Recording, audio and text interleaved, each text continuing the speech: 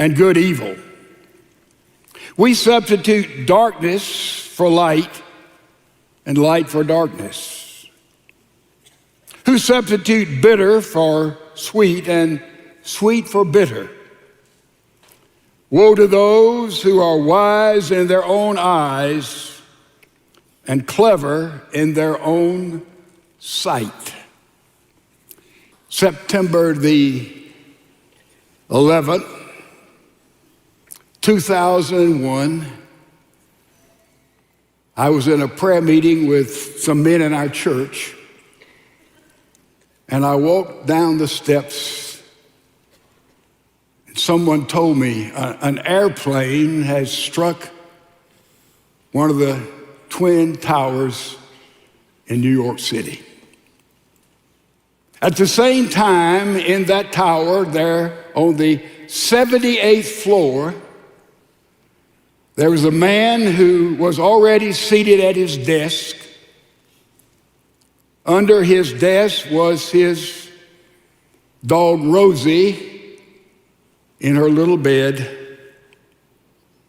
And then there was an explosion from above, said this man named Michael, and immediately the building began to tilt 20 degrees. Smoke began to come in the room. Glass was falling down. A man named Philip came in the room and said, "We're all going to die. The building is coming down." You'd have to be blind not to know that. At that time, Michael stood up, who was blind from birth, and he reached down and got his guide dog, Rosie, and he turned and he said, "Trust Rosie. She'll get us out of here." Some of them laughed. Others fell in line. And Rosie turned and began to guide Michael and a small group behind him in the middle of that catastrophic moment. He put his trust in Rosie. Ladies and gentlemen, anybody who can read and write and has a lick of sense knows that in the world today, and particularly in America, there's all kind of debris, fallacy, rumors, ideas, and around us are the sound of many voices. Have you noticed? Internet, television, friends, wherever we go, there are voices, saying, believe this, give money to this, join this, be a part of this. And we're just surrounded by people calling for time, for influence, for money, for energy. And how do you and how do I know whom we can trust? Good English. In Texas, we say, who we can trust. Who can we trust? Who do we put our confidence in? Michael, blind as he was, put his confidence in Rosie. Sound many voices. Come, go, run, shout.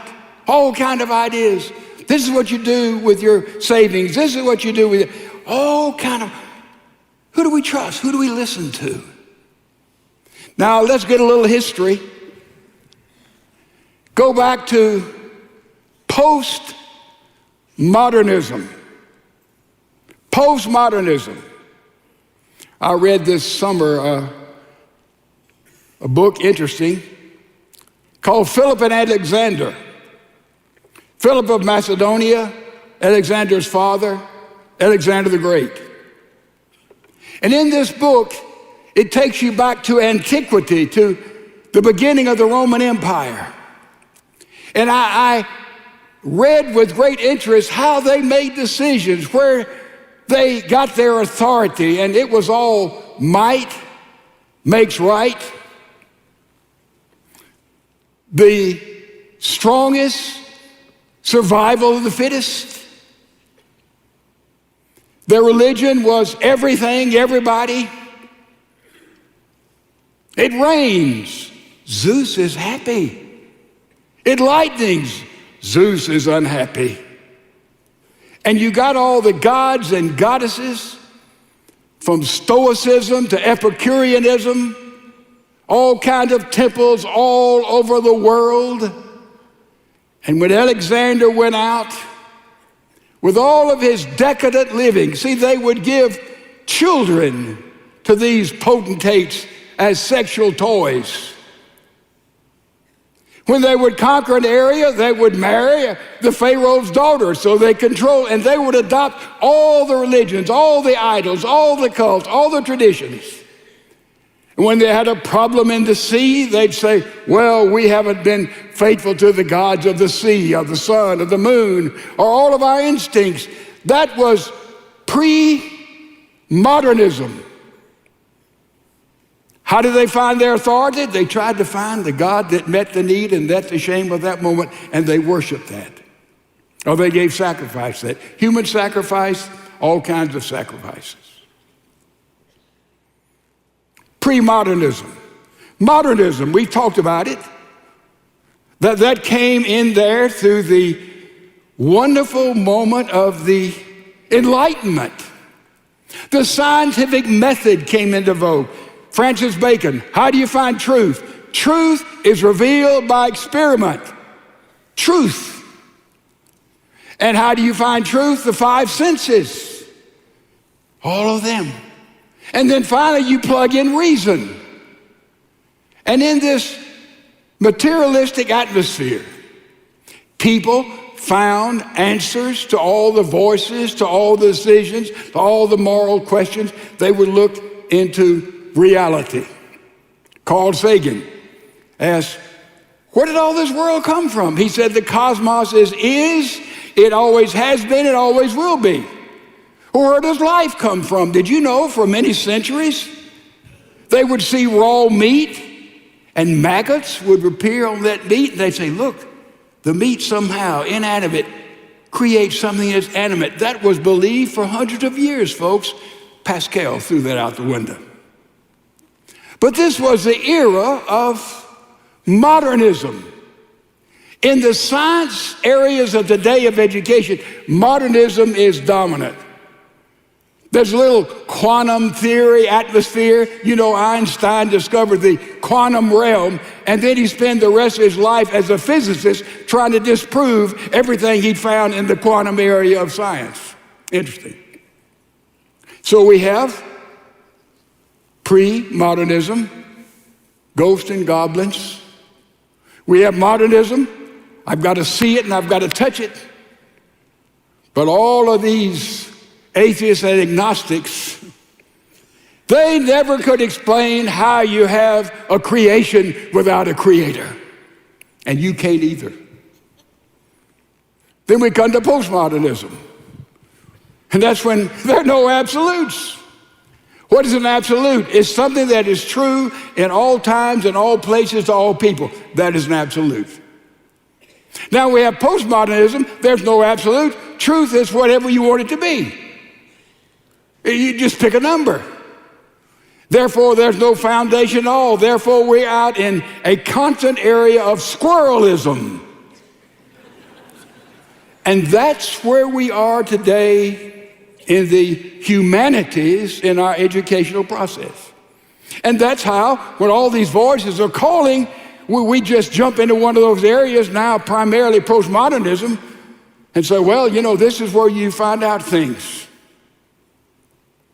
So the bottom line we need, and one of my favorite words, if you've been around here for a while, is the word discernment. Discernment. What is discernment biblically? Discernment is the spiritual gifts. Discernment is a mark of being led by the Holy Spirit. It's not an absolute thing, but how we need, with all the voices calling for this and that and the other, how we need to know and put down and have the ability of discernment. A 5-year-old boy walks in the kindergarten. He looks and says, Mommy, are we racist?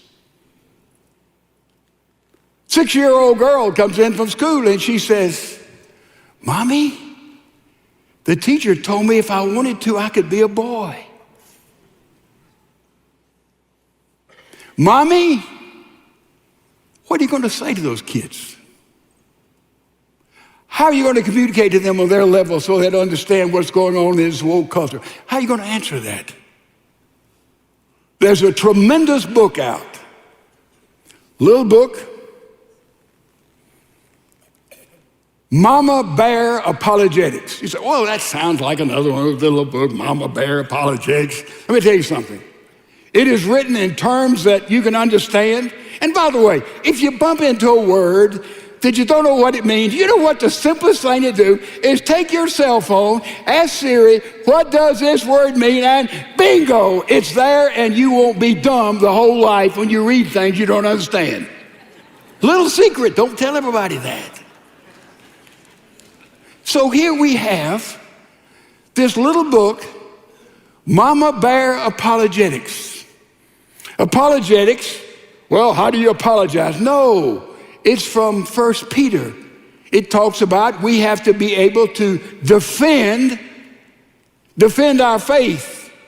Or somebody, why do you believe this? How do you know this? And that's the big old pregnant word we talked about, epistemology. Oh, I don't like that word. It means, how do you know that you know? I know this, I know that. How do you know that? So here is Mama Bear Apologetics, trying to answer the most profound questions you'll ever be asked. I remember I must have been, I'm guessing, 7 years old, and I asked my mom, who made God? Oh, that's a childish question. No, that's one of the most profound questions any human being could ever ask. So we'd better be prepared. Mama Bear Apologetics. Read it. It'll help mama bears to do what they must do in our broken culture, is to give sane, common sense answers to all the confusion and wokeness we're surrounded with. I know about mama bears. I lived in the mountains of North Carolina for over 5 years. We had black bears up there. I've been bear hunting.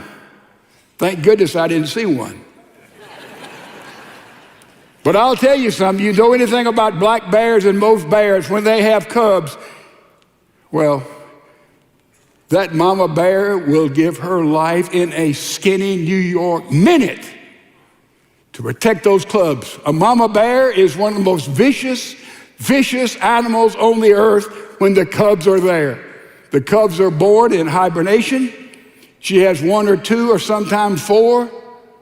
And that mama bear sticks with those cubs. See, the cubs, bear cubs, are not like normal animals. Normal animals develop by instinct, not the bear family. In the bear family, the mama bear has to teach those cubs by example where to find food, where to find water, how to protect themselves. Usually they hover down in the bottom if they can find a white pine tree in their area of control, and they will bed down there. So if mama is ever out foraging for food, the cubs can be there, and she taught them how to climb up that pine tree and be safe. Mama bears, parents, you'd better be like that bear mama handles those cubs. If not, you're going to wake up and say, what happened to our kids? Now, what about Papa Bear? Papa Bear is gone. He doesn't participate in any way, shape, or form or fashion with the bringing up of those cubs. Hopefully, prayerfully, some Papa bears will not follow the example of the animal bear. But in the meantime, mama bear, you'd better be able to answer those most difficult questions in ways that they can understand in a Judeo-Christian biblical framework. If not, you're going to lose those children. Read the book. It talks about discernment. Discernment is able to determine.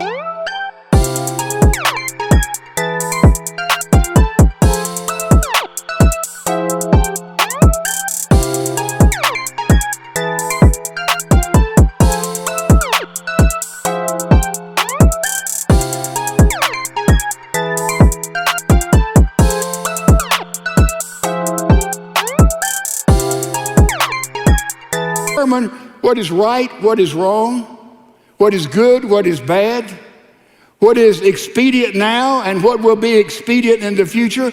It's the ability to discern.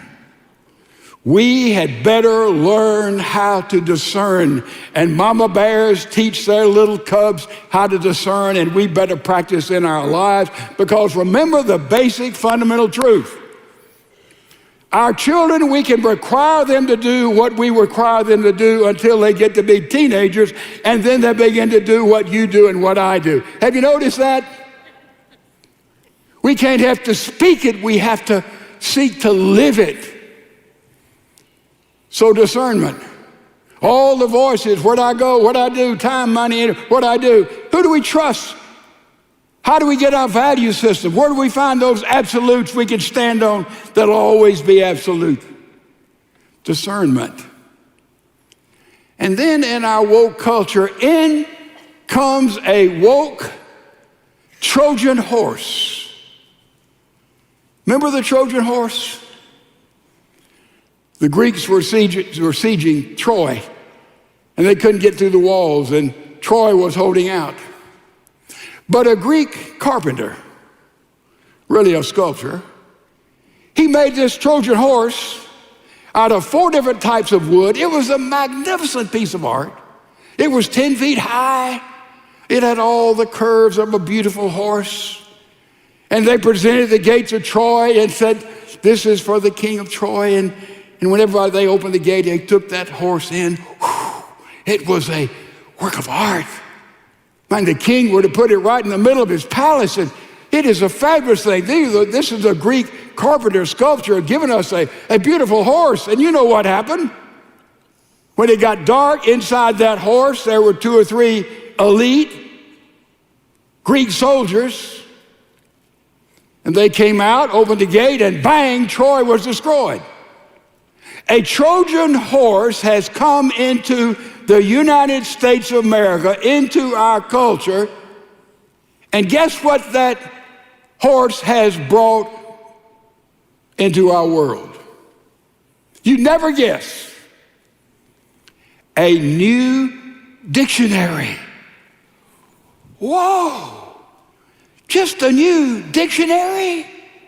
Yeah, because a part of selling us on the wokeness of today, words have to change their meaning. Phrases have to be redone. You want to argue with me? Well, if you're a PhD in philosophy, there's no match. I surrender, you win. But if in this argument, you'll let me define all the words we're going to use, and you let me put the parameters down of where we're going to argue, I can out-argue, out-debate anybody on the planet, any subject, if I can define the words, and if I can put the scope of the debate.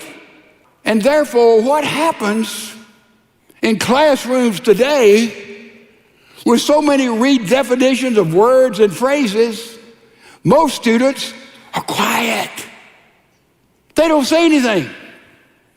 They're afraid they'll use the wrong pronoun. They're afraid they'll use a word that's been thrown out the window, that's antiquated, under the new dictionary that we live under. That's what the Trojan horse has brought us. Let me give you just a little bit of this. Jesus accepts everyone. Jesus was a refugee. Jesus does not build walls that keep people from him.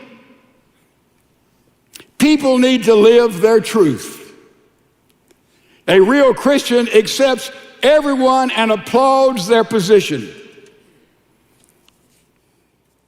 And then they take words like committed felon is a justice-involved person. Ex-cons, a returning resident. Oh yeah, a parolee, a person under supervision. Hey, this isn't mythology. I'm not from Mars. I'm from right here in River City. right here in the United States of America, and this is what is happening to us. And two words they have most abused is the word love and the word truth. Love and truth. Love without truth is mushy. Truth without love is cold. And they try to take those words away from us, but they must always go together, covered in grace. Now, do you remember when Jesus was going to Jerusalem and he had his apostles with him and they came to a Samaritan city? And the Samaritan city rebuked them, evidently harmed them and threw them out. And James and John said, Lord, do you want me to call down lightning on them? I felt like that. And Jesus said, no, I'm in the salvation business. I'm in the salvation business. Let's move on out. Now, folks, we have to stand for truth.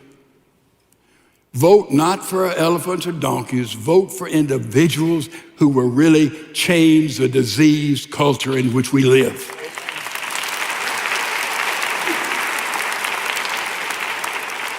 The question is, whom can we trust? Whom can we trust? We'd better stay close to biblical living, godly living, daily in our devotional time and in the weekend in the body of Christ, so we can put our trust in the Lord God Almighty and Him alone. We forgot about Rosie. Yeah, there was Michael holding on to Rosie. And then all the lights went out in the building. Boy, they were screaming and hollering, we can't see. Debris was falling, dirt and dirt were everywhere. And Rosie never broke stride. And now because it was total darkness, Michael was like everybody else, though he'd been born blind. And he just followed Rosie. And a group started following Rosie. Glass was coming, dust was coming. Rosie led Michael and a group of people down 1,463 steps. It took an hour to get there. And when they got there, there were all kinds of voices going on. Man, stay inside, don't go outside, go up the elevator, don't take the stairs. Rosie never broke stride. The minute she left the 78th floor, she never broke stride. Michael stayed right, because Michael put his trust in Rosie. And the little group following put their trust in Rosie. And Rosie immediately went outside when the police were staying inside. And when they went outside, Michael said he heard what sounded like a mighty freight train and mighty waters falling, because the second tower now had fell. There was dirt, filth, smoke, cries, death, people jumping out of rooms way up there in the buildings. There at that moment was a member of our church. Yeah, Dr. Sean Boutros was a plastic surgeon doing his residency there in New York. He got on his motorcycle and drove right there, was one of the first physicians there. And he cared for I don't know how many people and saved I don't know how many lives. He can tell you what was going on. Voices, shouting, cries, nowhere to go. Rosie never broke stride. Rosie never broke stride. And finally, when all this was falling and nobody could see and they were inhaling in their lungs, Rosie suddenly went down some steps and took them down there underground where there were the trains, and suddenly the air was clean. And Rosie walked around the other side, and 31 people who followed Rosie, they trusted Rosie, they were saved.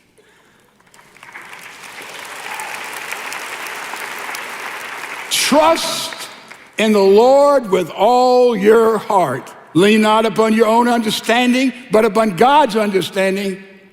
And what does it say? He will direct your